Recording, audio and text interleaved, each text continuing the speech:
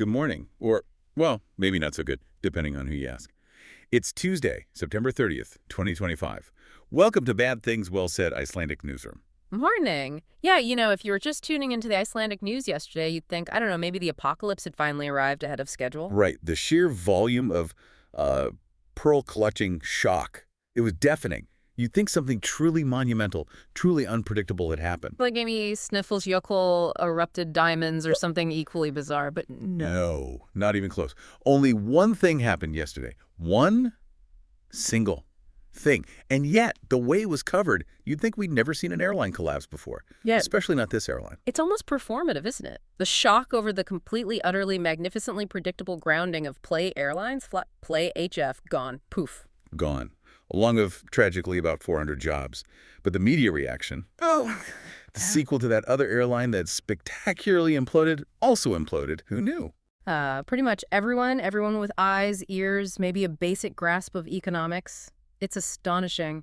The inability, or maybe the unwillingness, to connect the dots. Well, connecting dots doesn't make for breathless headlines, I suppose. But that's what we're here for, right? To cut through that noise. Exactly. We're going to unpack this whole thing. We've got the sources, the timeline, the inherited baggage from WOW Air, and crucially, the cynical little financial trick, often called the Malta Gambit. Because let's be absolutely clear from the outset. This wasn't really a failure in the traditional sense. It wasn't just bad luck or, as the CEO seems to think, mean tweets. No. This looks an awful lot like a strategic bankruptcy, a pre-pack almost, designed to save the valuable bits. And the 400 jobs, the stranded passengers, the poor Icelandic taxpayer who inevitably picks up some tab somewhere, collateral damage, sadly. So our mission today, follow the money, follow the assets. We need to show you why this story isn't over for the creditors who pulled the strings. It's just over for everyone else involved. Right. It's the cynical endgame of finance trumping actual operations. Again. Okay, so let's rewind a bit. To understand Play, you have to understand WRW Air. Because Play wasn't really a new idea, was it? Not remotely. Founded July 2019, largely by the same management core from WIW, Arnar Mar Magnusson, Svein Ingi Steinarsson. Familiar names. And the biggest tell, the almost laughable original name they considered. Oh, God, yes. WAB Air. WAB. We are back. Seriously, that wasn't just internal banter. That was the actual working title for a while. It tells you everything, doesn't it? We have fixed the fundamental flaws, we're back. Yeah. Like arrogance alone could defy economic gravity this time. It was pure hubris. Taking a business model that had already failed spectacularly, violently even, and saying, no, it was fine. It just needed us and maybe slightly newer planes. Which, is kind of the definition of madness in aviation circles, isn't it? Trying the same failed experiment and expecting a different result, especially in this specific market. They did get the newer planes, though. You got to give them that. A nice fleet. All Airbus, A320neos, A321neos. Modern, fuel efficient. Shiny toys. But shiny toys don't fix a fundamentally broken strategy. It's like, putting high-performance tires on a car with no engine. Looks good, goes nowhere. So let's talk about that broken strategy, what we're calling the impossible trinity of Icelandic low-cost carriers. 3 core flaws that made this inevitable. Flaw number 1, extreme seasonality tied to the Keflavík hub model. The whole idea relied on Keflavik Airport being this super efficient transit hub. Connecting smaller cities in North America with smaller cities in Europe, pricing cheap flights, quick stopover in Iceland. Exactly, and make money on the connections. But here's the rub, that connecting traffic. It pretty much vanishes for, 5-6 months of the year? The Icelandic winter. Long, dark, and definitely not peak tourist season for layovers. Right. So you have these massive fixed costs, the plane leases don't stop, the basic staffing, the maintenance bleeding cash all winter long. You're desperately hoping the 3 or 4 good summer months will make up for the other 8 or 9. Which is just unsustainable for a low-cost model that relies on high utilization year-round. Precisely. You can't have your main asset sitting idle or flying half empty for half the year and expect to survive on budget fares. Okay, flaw number 2. Intense competition. They were squeezed, weren't they? Absolutely squeezed. Yeah. On one side, you have the big dog, Icelandair, strong brand, loyalty program, decades of experience, knows the market inside out. They own the premium and connecting traffic. And on the other side? The giants, the big US and European legacy carriers, they've learned the low-cost game now, haven't they? With their basic economy fares that match LCC prices but come with a massive network and, stability. But there's another layer to the competition, a technological one that's maybe even more dangerous for the Keiki hub model. Ah, yes, the game changer, the new long-range narrowbodies, specifically planes like the Airbus A321XLR. Explain why that plane is such a threat to Keflavik's existence as a major hub. Simple.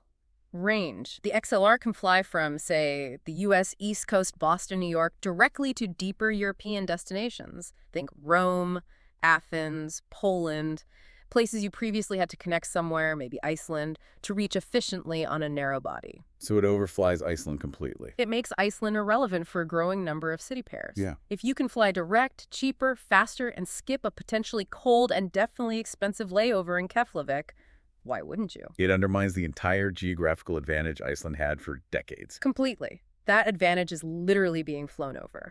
Which brings us neatly to the third leg of the impossible trinity, the most ironic one. High operating costs. Bingo. Trying to run an ultra-low-cost carrier, an LCC, based in Iceland, it's fundamentally paradoxical. It doesn't work. It's like, I don't know, trying to operate a budget supermarket on Bond Street in London. The rent alone kills you. Exactly. Everything is expensive here. Landing fees at KEF, astronomical. Labor costs for skilled maintenance, high.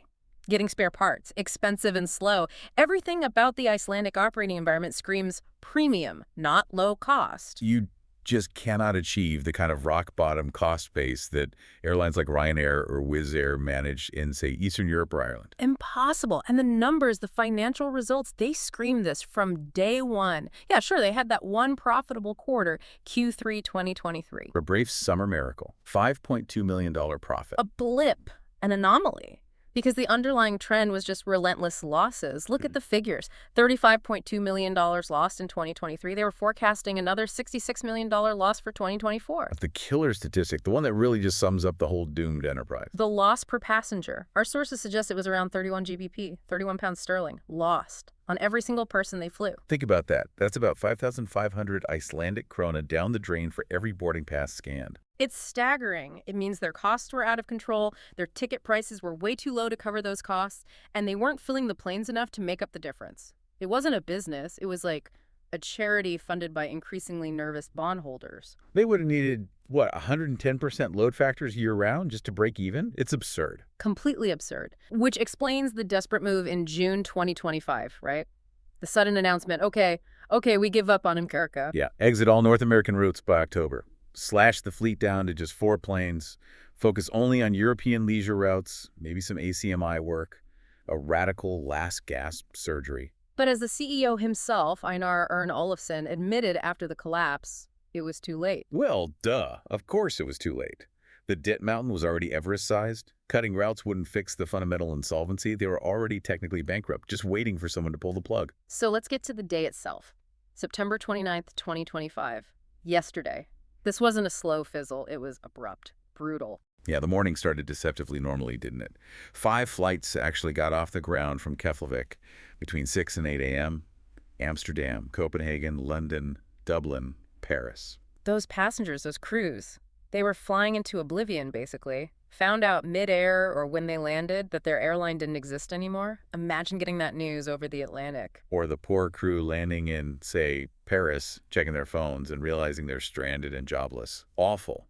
But the real flashpoint, the moment the penny dropped at Kef, was around 9:30 a.m. The Tenerife flight, OG 620, I think. Passengers were at the gate. Boarding might have even started. The plane was pushing back from the stand. Pilots Thomas Ingi Gunnarsson and Egil Soriversen radio air traffic control for clearance. And silence. Crickets. Because just minutes before, at 09:40 a.m. Icelandic time, the board of Flyplay HF had formally notified the Nasdaq Iceland Stock Exchange.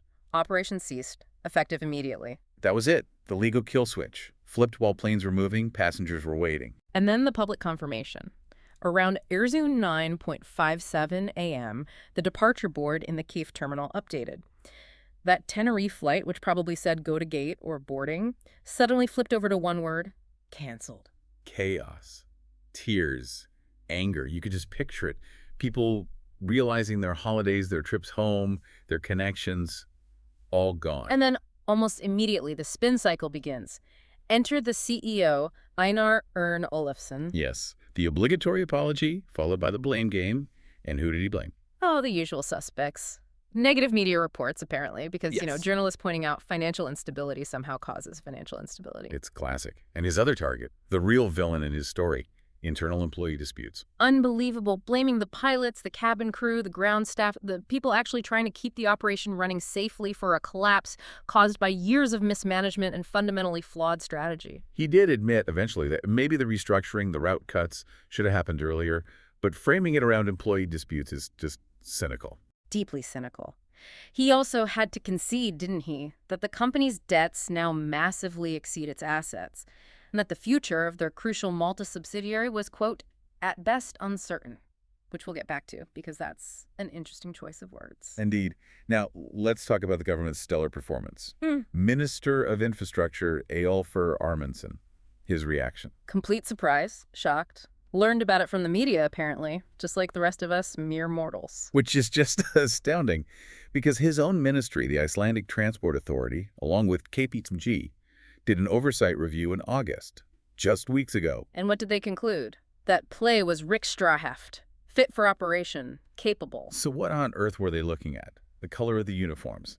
Did they actually check the bank balance, or did they just take the company's word for it? It smells like either gross incompetence or willful blindness. Yeah. A massive failure of oversight, just months after they supposedly gave it a clean bill of health. Honestly, the only person who seemed to be speaking plainly was the union leader, Johan Oskar Borgårdsson. Yeah, he shot down the CEO's employee disputes nonsense immediately. Said the problems were much deeper, which everyone knew. Confirmed the relationship between crew and management was totally broken. The love was over, as he put it. And he highlighted the real tragedy. 400 people out of work, many of them survivors of the WOW collapse, now going through it all over again. It's heartbreaking. And while those 400 people are processing this disaster, what's happening elsewhere? Oh, the market is reacting with glee. Icelandair's stock price shoots up over 20% almost instantly. Ka-ching! The monopoly's back, baby! And Icelandair's CEO, Bogi Nils Bogason, offers his deepest sympathy, naturally, while simultaneously confirming there will be absolutely no rescue fares for stranded play passengers. Of course not. Why would they? Those sudden price hikes, the tickets doubling or tripling in price overnight. Oh, that's just standard revenue management, Boogie says. Nothing to see here. Move along. Revenue management, translation. We've got you by the short hairs now, and we're going to charge whatever the hell we like. The competition is dead. Long live the high fares. And the human cost gets lost in the shuffle. Those stories of students stuck. Families paying hundreds of thousands of krona extra just to get where they needed to go. That's the reality behind the corporate maneuvering. Absolutely. One couple needing 110,000 ISK for new tickets, another needing 300,000 ISK to get to Tenerife via London. Brutal. Okay, this is where it gets really interesting and frankly quite cynical. We need to shift from the public drama to the backroom financial engineering. Because, as we hinted, this collapse wasn't just an accident. It feels very much like a necessary step in a bigger plan, a plan centered around Malta. Let's follow the money. Back in late August, early September 2025, Play was clearly circling the drain. They managed one last cash injection. Right, a 2.8 billion ISK convertible bond issue. That's about $23 million US, led by a group called Isafold Capital Partners. Now, convertible bond sounds technical, but what does it really mean in this context? This wasn't friendly neighborhood banking, was it? Not at all. Think of it less as an investment and more as, well, vulture capital, frankly. It's high-risk, short-term lending to a company on the brink. And the interest rate tells the whole story. What was the rate again? 17.5%, 17.5% in this market.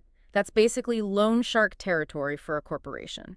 So anyone lending at that rate knows the company is almost certainly going to default. They're not betting on survival. Exactly. They're betting on the default. They're positioning themselves to seize assets when the inevitable happens. And the crucial part is what assets this bond was secured against. It wasn't just secured against the failing Icelandic operation Flyplay HF, was it? No, that's the key. The bond was highly secured specifically against the shares and assets of Playway's subsidiary company, Flyplay Europe, registered in Malta. So the bondholders weren't really lending to save the Icelandic airline. They were buying a claim on the Maltese part of the business. Precisely. They put in $23 million to get first dibs on the only valuable part of the operation when it went belly up. Okay, so why Malta? And what were these valuable assets held there? It wasn't the planes themselves, right? They were leased. Correct. The planes are owned by big leasing companies like AerCap. The real treasure, the hidden value, was in the leasing contracts themselves. Explain that. Why is a contract valuable? Timing. Pay-Y negotiated these leases for its Airbus A320neo fleet back during the COVID pandemic. Aircraft demand was in the toilet, lessors were desperate, and lease rates were low. Rock bottom in some cases. And now, post-pandemic. Now, demand for modern, fuel-efficient narrow bodies like the A320neo is through the roof. Airlines are scrambling for them, and current market lease rates are significantly higher than those pandemic-era rates Play locked in. So the value is the difference between the low rate Play was paying and the high rate someone would have to pay today. Exactly. That difference multiplied by the number of planes and the remaining years on the lease, that's a substantial chunk of value. That was the prize the bondholders were after. And Flyplay Europe, set up in Malta in March 2025 with its own Maltese Air Operator Certificate, AOC. That was the vehicle designed to hold these valuable contracts. It seems very likely. Its official purpose was to pivot towards ACMI services, wet leasing. Basically, renting out their planes with crew, maintenance, and insurance included to other airlines. Like that tentative deal they had with SkyUp. Right. ACMI provides a much steadier, less risky income stream than selling cheap tickets across the Atlantic. Flyplay Europe was set up to capture that steadier revenue based in Malta. And why Malta specifically? Tax reasons. Partly, perhaps, but more importantly, Malta is very creditor-friendly. It adheres strictly to something called the Cape Town Convention. Okay, legal term. Bring it down. Why is the Cape Town Convention important here? It's an international treaty designed to make life easier for financiers of high-value mobile assets, planes, trains, etc. It standardizes rules for repossession and protects secured creditors' rights across borders. Crucially, it allows creditors to enforce their claims relatively quickly, bypassing potentially slow and complex local bankruptcy laws. So Malta plus Cape Town Convention, easier for bondholders to grab the assets. Much easier. So here's the likely sequence the creditor maneuver. 1. Lend money at 17.5% secured against the Maltese assets. 2. Wait for the Icelandic parent company, Flyplay HF, to inevitably default. 3. The default triggers the bondholders' right to seize their collateral to shares of Flyplay Europe in Malta. 4. Use the Cape Town Convention provisions to ensure the aircraft leases, the real value, stay with the Maltese entity they now control. 5. The Icelandic company collapses, jobs are lost, shareholders are wiped out. 6. But the bondholders walk away with a clean Maltese company holding valuable leases, ready to operate as an ACMI provider. It's brutally efficient. A prepackaged bankruptcy, essentially. Yeah. Using the public failure in Iceland to execute a private asset grab in Malta. That's certainly what it looks like. The bankruptcy wasn't the end, it was the mechanism for transferring the valuable assets away from the failing parent to the secured creditors. But wait, the planes are still owned by lessors like AerCap. Don't the creditors, now controlling Flyplay Europe, still need the lessor's permission to keep operating those planes under the existing contracts? That novation process you mentioned. Yes, absolutely. That's the next hurdle. The lessors have to agree to novate the leases to the new Maltese entity controlled by the bondholders. And couldn't the lessors just say, hang on, the original lessee is bankrupt. We want our planes back so we can lease them out at today's higher market rates. They could. They definitely have leverage. They might try to renegotiate, demand a slightly higher rate from the new Maltese company. But will they actually pull the planes? Probably not, is the thinking. Repossessing 10 aircraft scattered around, dealing with the legal mess, the downtime, the cost of remarketing. It's a huge headache. Right. Hassle versus steady income. Exactly. Lessors often prefer the path of least resistance. If the new Maltese entity looks stable and can guarantee the monthly payments, even if slightly renegotiated upwards, they'll likely prefer that steady cash flow over a messy, expensive repossession fight, even if they could theoretically get more from a brand new lessee later. So the most probable outcome is the creditors keep control of the Maltese company, keep most of the planes under slightly adjusted leases, and run a nice little ACMI business, while Iceland picks up the pieces. That seems to be the cynical endgame here. The public collapse masks a private transfer of value. So let's zoom out. What does this engineered collapse mean for Iceland, for travelers, for the market going forward? Well, the most immediate, unavoidable consequence is the return of the king. Icelandair, monopoly restored. Pretty much. On many key routes, especially the 9 where Play was the only other player, Icelandair now faces zero direct competition from an Icelandic carrier. That 20% plus stock jump wasn't just relief, it was the market pricing and future monopoly profits. So forget cheap fares. We're back to paying the Icelandair premium, whether we like it or not. Absolutely. It impacts tourists coming here, making Iceland a more expensive destination again, and it hits Icelanders flying out for holidays, business, medical needs, you name it. Prices will rise, that's guaranteed. Bogi Nils Bogason might talk about adding capacity, but his immediate refusal of rescue fares tells you the real strategy. Yeah. Maximize revenue, improve margins, force them into price wars they hated. Now the war is over. They won. They won by default, and you have to ask, what about the government's hope? The minister's saying he hopes a third low-cost carrier will just pop up. Is that even remotely realistic? It's bordering on delusional, frankly. Who in their right mind is going to finance attempt number 3? You've had WOW, now Play. Both failed for the exact same structural reasons. Seasonality, high costs, competition, the KAF hub model limitations. Fool me once, shame on you. Fool me twice. Yeah. You're probably not getting funding for round 3.